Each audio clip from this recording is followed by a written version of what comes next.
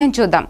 ఆదిలాబాద్ జిల్లా బోత్ నియోజకవర్గ తలమడుగు మండలంలోని కజర్ల గ్రామంలో నెల రోజులుగా కొనసాగిన శబరిమాత అఖండ జ్యోతి పారాయణం ఆగస్టు 25న ముగిసింది.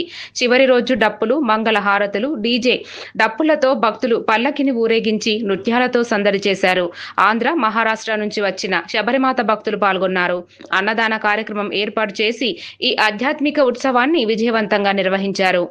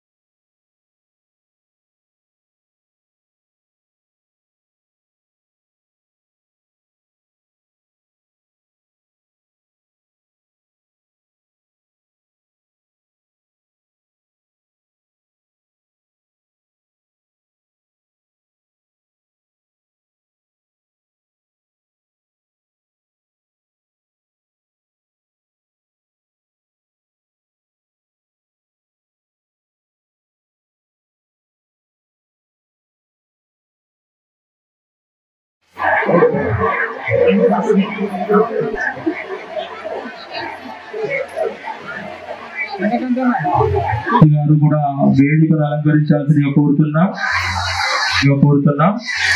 అలాగే ఇతర బీజేపీ నాయకులు